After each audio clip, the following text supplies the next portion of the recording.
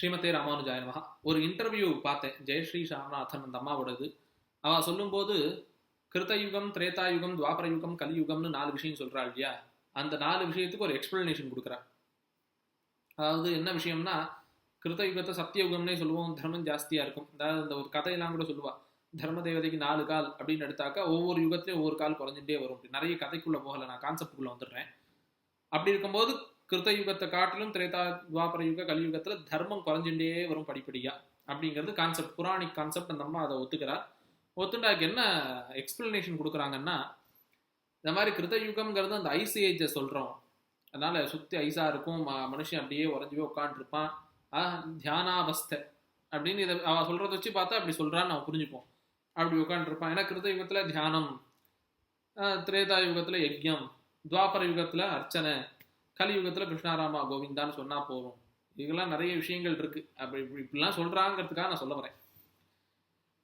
ஏன்னா அப்போ வந்து சுற்றி ஐஸ் இருக்கும். மனுஷனுக்கு வந்து அதர்மம் பண்ணுறதுலையோ இல்லை இதர விவகாரங்கள் ஈடுபடுறதுலையோ அவனுக்கு வந்து நேரமே இருக்காது, நினைச்சாலும் முடியாது. என்ன பண்ணுவான், அன்னன்னைக்கு தேவையானதை அவன் பார்த்துக்கிறதுக்கே பெரும்பாடாக இருக்கும். அப்படிங்கிறதுனால அன்னைக்கு அதர்மம் பண்ணுறதுக்கு ஒரு பாசிபிலிட்டியே இருக்காது. அதனால எல்லாரும் என்ன சொல்கிறா, கிருத்த யுகம்ங்கிறது அப்படியே முழுசா சத்தியயுகம், அது வந்து தர்மம் மட்டுமே பெருசாக இருந்தது அப்படின்லாம் சொல்கிறா. ஐஸ் ஏஜ் அடுத்து கொஞ்சம் கொஞ்சமாக ஐஸ் எல்லாம் உருகி ஜலமாக ஓடித்து, அப்புறம் மனுஷனுக்குள்ள கொஞ்சம் புழக்கங்கள்லாம் ஏற்பட அப்படியே கொஞ்சம் கொஞ்சமாக திரேதா யுகத்தில் துவாபர யுகத்தில் பிஸ்னஸ் வந்தது. அப்படி கொஞ்சம் கொஞ்சமாக தர்மம் குறைஞ்சிட்டே வருது. இப்படி இந்த கான்செப்டில் இதை நான் அணுகிறேன் அப்படின்னு சொல்கிறேன் அந்த அம்மா. அப்போ இதில் ஒரு முக்கியமான விஷயத்தை பாருங்க, கிருத்த திரேதா துவாபரங்கிறதெல்லாம் புராணம் சொன்ன கான்செப்ட். அது புராணம் சொன்ன ஒரு பேர். அந்த பேரை நான் எடுத்துக்கிறேன். தர்மம்ங்கிற ஒரு விஷயத்தை ஒத்துக்கிறேன்.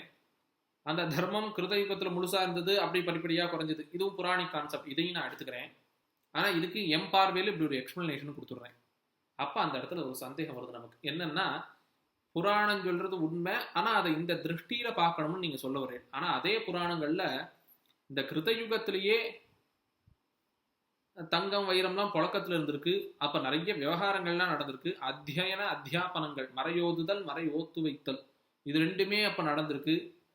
டீச்சிங் ப்ரொஃபஷன் நடந்திருக்குன்னா கன்ஸ்ட்ரக்ஷன் ப்ரொஃபஷனும் இருந்திருக்கும் இல்லையா? அப்போ முழுசா ஐஸுக்குள்ள இருந்து மக்கள் என்ன பண்றதுனே தெரியாம தெரிஞ்சுட்டு இருந்தா, அதனால அதர்மம் பண்றதுக்கு வழி இல்லைன்னா எங்கேயுமே கோட்ஸ் இல்லையே.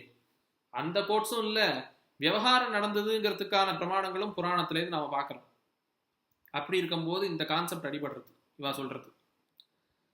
இதை எப்படி சொல்லுவான்னா, சிலர்லாம் அந்த எவல்யூஷன் தியரி ஆஃப் எவல்யூஷனை சொல்லுவா, தசாவதாரத்தை வச்சுட்டு. இவா சொல்லலை, இவா சொல்லியிருக்கா சொல்லையான்னு தெரியாது. சிலர் சொல்றேன், நானே கேட்டிருக்கேன். முதல்ல மீன், அதாவது ஜலத்தில் மட்டும் வாழக்கூடிய ஒரு உயிரினம், அப்புறம் ஆமை ஜலத்திலையும் நிலத்திலையும், அதுக்கப்புறம் வந்து மிருகம், அப்புறம் மனுஷனும் மிருகமும் சேர்ந்தது, அப்புறம் வாமனன் குள்ளமான மனுஷன், அப்புறம் வந்து பெருத்த திருவிக்கிரமன் உயரமான, இப்படிலாம் சொல்றா. ஒரு ஒரு பரிணாம வளர்ச்சியை தசாவதாரத்தை வச்சுட்டு இப்படி காட்டுறோம்னா அந்த இடத்துலயும் ஒரு பெரிய சந்தேகம் வந்துடும். ஏன்னா மத்ஸ்யாவதாரத்தை பத்தி சொல்லும்போது அங்க ஒரு ரிஷி வந்துடுவார்.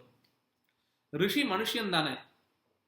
நீங்க தியரி ஆஃப் எவல்யூஷன் சொன்னா ஜலத்துல வாழ்ற உயிரினங்கள் மட்டும்தான் அங்க இருந்திருக்கணும். பரிணாம வளர்ச்சியில ஜலத்திலையும் நிலத்திலையும் வாழ்றது வந்திருக்கணும். ஆனா அப்படி வரலையே. அங்கேயே ஒரு ரிஷி மனுஷன் உட்காந்துருக்காரு அந்த இடத்துல. இது எப்படி இருக்குன்னா, சில விஷயங்களை நான் புராணத்திலேருந்து எடுத்துப்பேன், ஆனா அதே புராணத்துல அந்த கிருத்த யுகத்திலே பல விவகாரங்கள் நடந்ததுன்னு சொன்னதெல்லாம் நான் ஒத்துக்க மாட்டேன். அது தமிழர்கள்னு சொல்லி சில பேர் நிறைய சொல்லுவா, திருக்குறள் எங்களுடைய நூல். ஆமா, வாஸ்தவம் தான், உண்மைதான். திருக்குறள் பொய்யா மொழி. ஆமா, அதுல சொன்ன ஒரு வார்த்தை கூட பொய் இல்லை, எல்லாமே உண்மை. அந்த இடத்துல வள்ளுவர் வந்து அரங்கேற்றம் பண்ணி தான் சொன்னதெல்லாம் உண்மைன்னு நிரூபிச்சு காட்டி அரங்கேற்றம் பண்ணியிருக்கார் ஒரு முக்கியமான திருக்குறள். உலக பொதுமறை, உலகத்துக்கே பொதுவான ஒரு மறை நூல். ஆமா, எல்லாத்தையும் ஆமா ஆமான்னு சொல்லுவார்கள்.